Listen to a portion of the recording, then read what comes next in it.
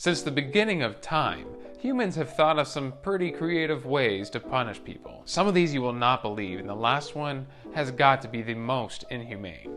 Fair warning, this video is not for the faint of heart, but if you can make it through this whole video, then kudos to you. Now, in the Halloween spirit, let's dive into some of the most horrifically creative ways people have been executed.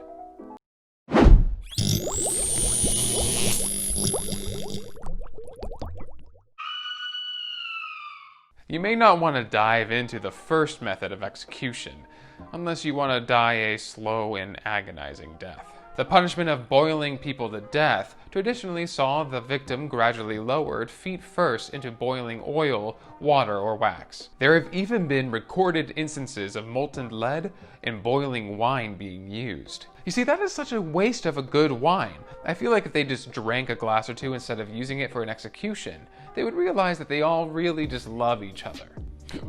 I love you, man. No, I love you. Man, I love you. If the victim wasn't already rendered unconscious, they would experience a pain that is unimaginable, with the outer layers of the skin melting off the body.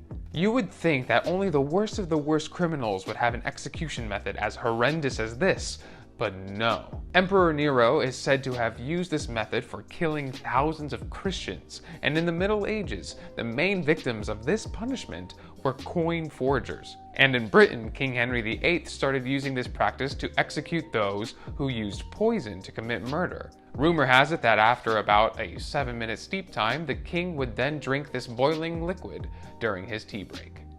Kidding! Could you imagine? Steeped to perfection. We've all seen it in the movies when pirates would cast a sailor out and tell them to "Arg! Walk the plank." Sorry, that was really bad. But walking the plank seems much more humane than this next maritime punishment. Keel hauling. Keel hauling was a method of execution that would tie weights to the victim's legs and suspend them from a rope. They would then be dropped from the bow of the ship and then rapidly pulled underwater along the length of the hull, then up over the keel to the stern. Back in the day, when all the ships were made of wood, the whole of the vessel would be normally coated in a layer of barnacles. And as the drowning victim was yanked rigorously through the water, the razor-sharp shells would strip the skin from the body and possibly tear off whole limbs or even sever the head. I think I prefer my pirates to be Disneyfied.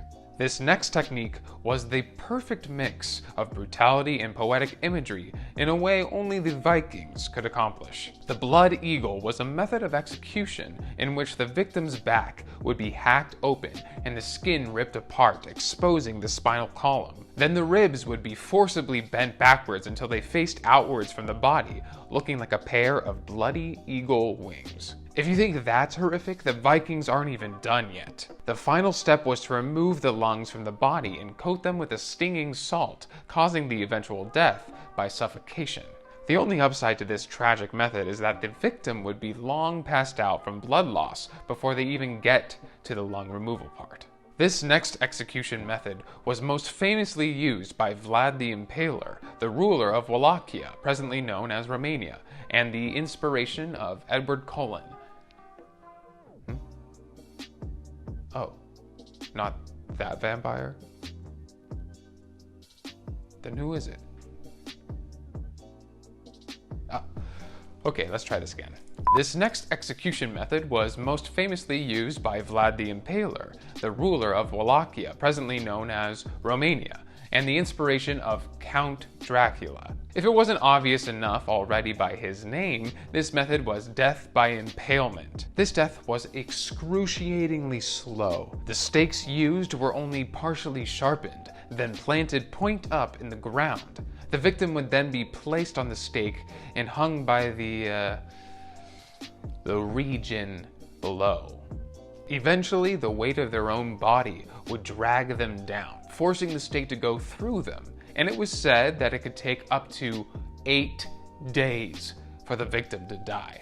If you're still here, then you're braver than you look, but I think this last one will make your stomach churn.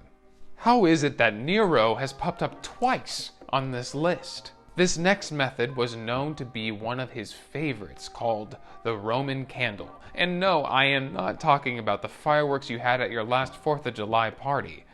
The Roman candle saw its victim tied to a stake and smeared with a flammable pitch made of tree or plant resin. Then they would set the victim on fire and slowly burn them to death from the feet up.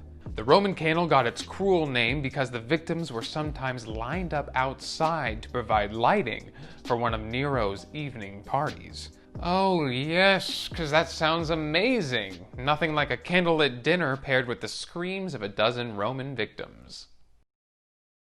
So which one of these methods do you think was the most creative? Comment below and tell us what you think. That is, if you were able to make it through the entire video. Oh, you're still here. Even after that last one? Well, I bet you can't make it through 5 more. Click up here for part 2. Go on, click it.